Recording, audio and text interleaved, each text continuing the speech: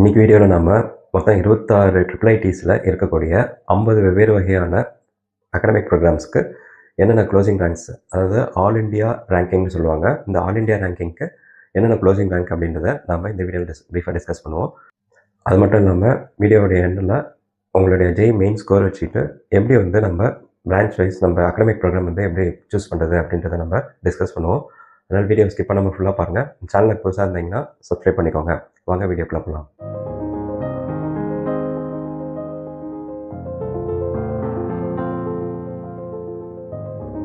Hello friends and students, நம்ம என்ஐடிஸில் இருக்கக்கூடிய மொத்த அகடமிக் ப்ரோக்ராம்ஸ் எவ்வளவு, அதனுடைய க்ளோசிங் ரேங்க்ஸ் என்னன்னு சொல்லிட்டு போன வீடியோஸில் நம்ம பார்த்தோம். அதுமாதிரி இந்த வீடியோவில் நம்ம என்ன பார்க்க போகிறோம் அப்படின்னு பார்த்தீங்கன்னா, ட்ரிபிள் ஐடிஸில் இருக்கக்கூடிய மொத்த கோர்சஸ், அதாவது மொத்தமாக 26 ட்ரிபிள் ஐடிஸ் இருக்குது. அந்த 26 ட்ரிபிள் ஐடிஸில் இருக்கக்கூடிய 50 விதமான கோர்சஸ் இருக்குது. 50 விதமான கோர்சஸ்க்கு நம்ம க்ளோசிங் ரேங்க் என்னன்னு சொல்லிட்டு பார்ப்போம். இதுக்கும் என்ஐடிக்கும் என்ன டிஃப்ரென்ஸ் அப்படின்னு பார்த்தீங்கன்னா, என்ஐடியில் பார்த்தீங்கன்னா உங்களுக்கு ஹோம் ஸ்டேட் கோட்டான்னு இருக்கும், அதேமாதிரி அதர் ஸ்டேட் கோட்டான்னு சொல்லிட்டு 2 விதமாக உங்களுக்கு பிரிச்சிருப்பாங்க சீட்ஸை. அதில் ஹோம் ஸ்டேட் கோட்டாக்கு 50%, அதர் ஸ்டேட் கோட்டாக்கு 50% உங்களுக்கு சீட் அலோகேஷன் பண்ணியிருப்பாங்க. ஸோ அந்தந்த ஸ்டேட்டில் இருக்கிறவங்களுக்கு ஒரு 50% ஆஃப் சீட்ஸ் அவங்களுக்குன்னு அலோகேட் பண்ணியிருப்பாங்க. அதேமாதிரி ரிமைனிங் எல்லாமே த்ரூ அவுட் இந்தியா இருக்கிறவங்க காம்பீட் பண்ணுற மாதிரி சீட்ஸ் அலோகேட் பண்ணியிருப்பாங்க. ஆனால் இன்கேஸ் ஆஃப் ட்ரிபிள் ஐடிஸாக இருக்கட்டும் அப்படின்னா, கவர்மெண்ட் ஃபண்டட் டெக்னிக்கல் இன்ஸ்டிடியூஷன்ஸாக இருக்கட்டும், இந்த 2 இன்ஸ்டிடியூஷன்ஸ்லையுமே நம்ம ஜெய் மெயின்ஸ் கோர்ஸ் வச்சு நம்ம அப்ளை பண்ணி நம்ம கோர்சஸ் செலக்ட் பண்ணலாம். இந்த 2 இன்ஸ்டிடியூட்ஸ்லையுமே பார்த்தீங்கன்னா, ஹோம் ஸ்டேட் கோட்டான்னு சொல்லிட்டு தனியாக உங்களுக்கு சீட் அலோகேட் ஆகாது. எல்லாமே ஜென்ரல் கோட்டா, அதாவது all India quota, all India ரேங்கிங்கில் தான் நமக்கு வரும். ஸோ இந்த இதை நீங்கள் ஹோம் ஸ்டேட் கோட்டான்னு சொல்லிட்டு நீங்கள் தனியாக பார்க்கணுன்னு அவசியமே கிடையாது இதுக்கு. ஸோ ஆல் இண்டியா கோட்டாக்கு க்ளோசிங் ரேங்க்ஸ் எவ்வளோன்னு சொல்லிட்டு பார்த்தீங்கன்னா, உங்களுக்கு அதை பேஸ் பண்ணி உங்களுடைய ரேங்கிங் எவ்வளோ வந்திருக்குன்னு சொல்லிட்டு பார்த்துட்டு அதை பேஸ் பண்ணி நீங்கள் இதில் உங்களுக்கு எந்த சீட்ஸ் நீங்கள் பிக் பண்ணலான்றதை நீங்கள் பார்த்துக்கலாம். ஃபஸ்ட்டு ப்ரோக்ராம்னு பார்த்தீங்கன்னா, உங்களுக்கு ஆர்டிஃபிஷியல் இன்டெலிஜென்ஸ் ஏஐன்னு சொல்லுவாங்க. ஸோ 2 ட்ரிபிள் ஐடிஸில் இருக்குது. இதோடைய closing rank for open category பார்த்தீங்கன்னா 42,565. ஓபிசி என்சிஎல் க்ளோசிங் ரேங்க் பார்த்தீங்கன்னா 16,747. எஸ்சிக்கு பார்த்தீங்கன்னா 10,188. எஸ்டிக்கு பார்த்தீங்கன்னா 4,714. இதுதான் க்ளோசிங் ரேங்க்ஸு. இந்த க்ளோசிங் ரேங்க்ஸ் எல்லாமே பார்த்தீங்கன்னா உங்களுக்கு ஜென்ரல் ரேங்கிங்கில் வரும். அதாவது அவங்களுடைய சிஆர்எல் ரேங்கிங் சொல்லிட்டு போட்டு வருவாங்க. அதை பேஸ் பண்ணி தான் உங்களுக்கு ஃபில் பண்ணுவாங்க. உங்களுக்கு தனியாக ஹோம் ஸ்டேட் கோட்டான்னு சொல்லிட்டு தனியாக ஹோம் ஸ்டேட் ரேங்கிங் சொல்லிட்டு எதுவும் வராது. ஸோ ஜென்ரல் கோட்டால் ஆல் இண்டியா கோட்டாவில் தான் உங்களுக்கு இந்த சீட்ஸ் எல்லாமே உங்களுக்கு ஃபில் ஆகும்.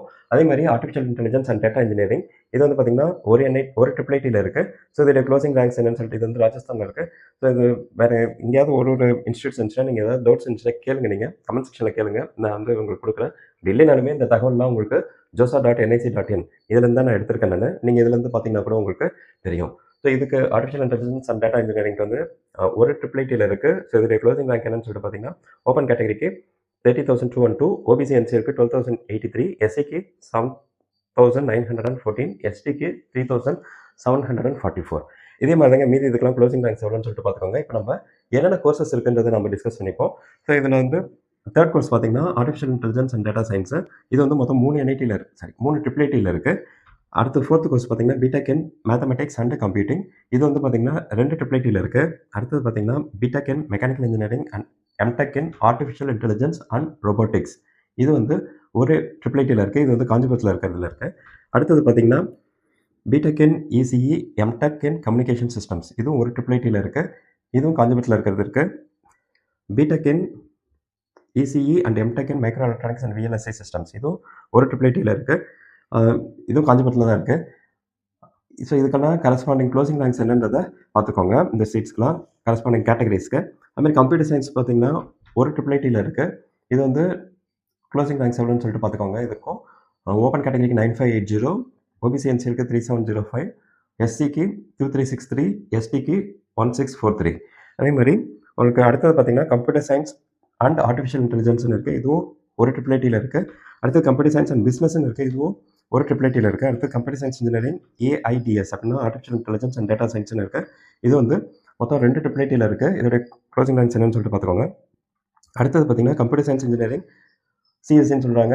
இதுக்கு உங்களுக்கு 24 ட்ரிபிள் ஐடிஸில் இருக்குங்க. மொத்தமே 26 ட்ரிபிள் ஐடிஸு. இது 24 ட்ரிபிள் ஐடிஸில் இருக்குது. இந்த 26 ட்ரிபிள் ஐடிஸ்லையும் 26 ட்ரிபிள் ஐடிஸில் 24 ட்ரிபிள் ஐடிஸில் கம்ப்யூட்டர் சயின்ஸ் இன்ஜினியரிங் இருக்குது. ஸோ இதோடைய க்ளோசிங் ரேங்க்ஸ்ன்னு பார்த்தீங்கன்னா 58,080. அது ஓப்பன் கேட்டகரிக்கு க்ளோசிங் ரேங்க்.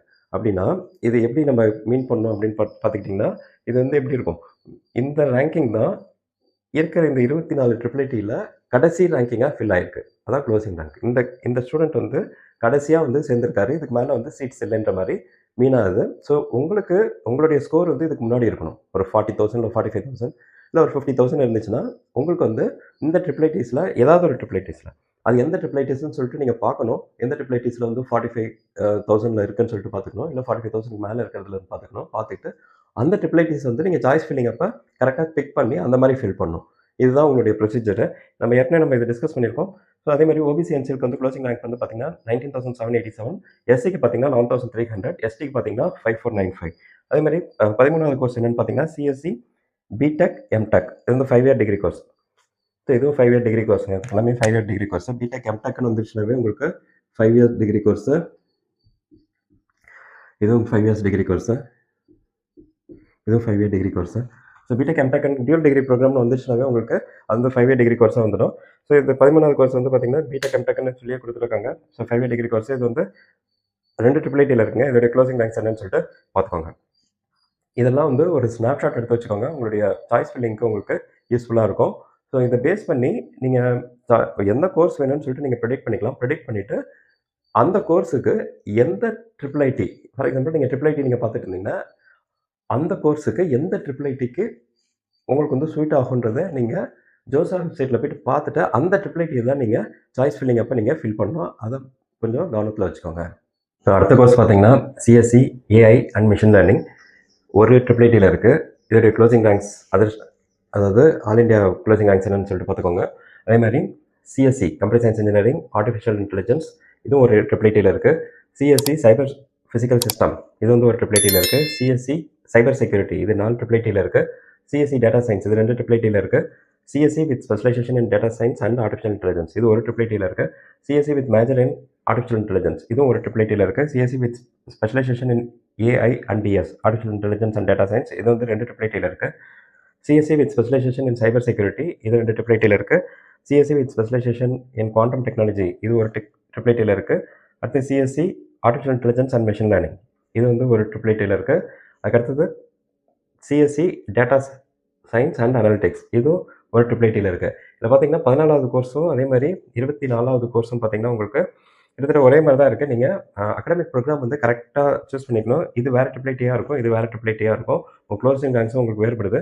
ஸோ உங்களுக்கு வந்து நீங்கள் அகாடமிக் ப்ரோக்ராம் நீங்கள் செலக்ட் பண்ணுறப்ப வந்து நீங்கள் கொஞ்சம் கரெக்டாக பார்த்து எந்த ட்ரிபிள் ஐடிக்கு நீங்கள் சூஸ் பண்ணுறீங்கன்றதை கரெக்டாக பார்த்து நீங்கள் செலக்ட் பண்ணணும். அதே மாதிரி கம்ப்யூட்டர் சயின்ஸ்ன்றதால கம்ப்யூட்டர் சயின்ஸ் பார்த்தீங்கன்னா நிறைய கம்ப்யூட்டர் சயின்ஸ் இருக்குது. அதிலே சப்டிவிஷன்ஸ் நிறையா வருது. ஸோ உங்களுக்கு வந்து நீங்கள் கம்ப்யூட்டர் சயின்ஸாக நீங்கள் படிக்கணும்னு நீங்கள் விருப்பப்பட்டீங்கன்னா உங்களுக்கு நல்லாவே ஸ்கோப் இருக்குது உங்களுக்கு.